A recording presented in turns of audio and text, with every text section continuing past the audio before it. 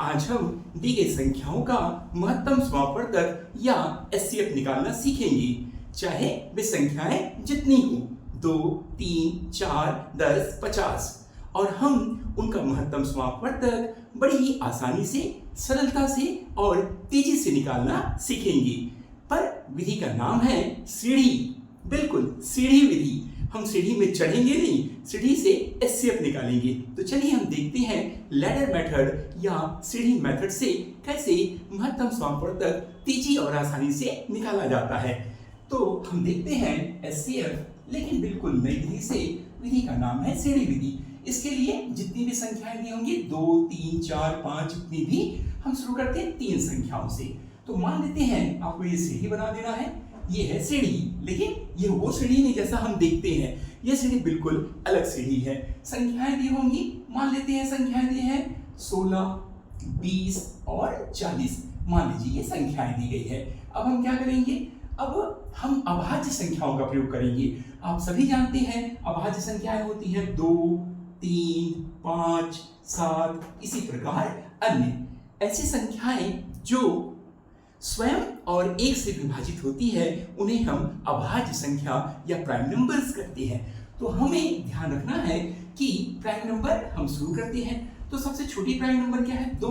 पर हम 2 का चुनाव इस बात में करेंगे कि यह 2 से ये सभी विभाजित हो जाए। अगर एक भी विभाजित नहीं होता तो हम इसे छोड़ देंगे। तो हम शुरू करते हैं 2 से। 2 से भी विभाजित होता है? बिल्कुल होता है। ये 8 हो गया। क्या ये विभाजित होता है? ये भी होता है।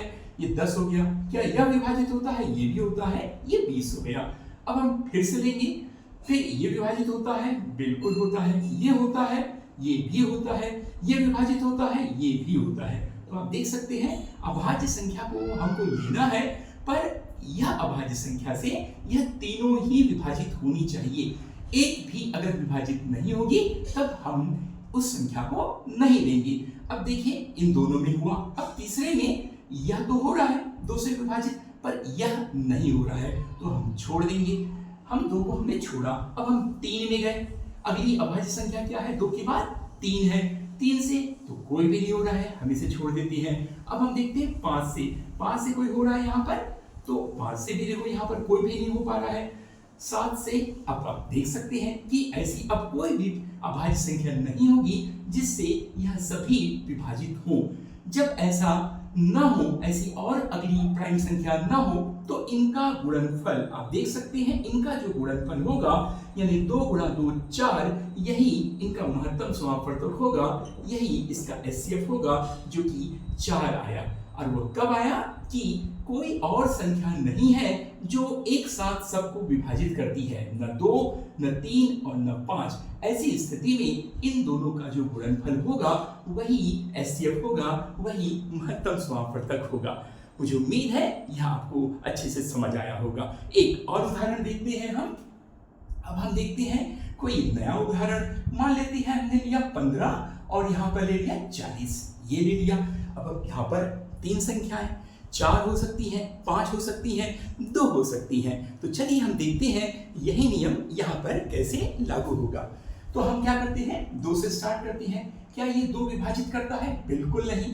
2 40 को तो विभाजित करेगा, पर 15 को विभाजित नहीं करता, तो हम इसे छोड़ देते हैं। तो हम 3 देखते हैं। 3 भी 15 को तो विभाजित करेगा, पर 40 को नहीं करेगा, हम छोड़ देते हैं। हम देखते हैं 5 में आते हैं। तो क्या 5? हाँ, 5 से यह दोनों विभाजित होती है। तो 5 या 15 और 5 अट्ठे 40।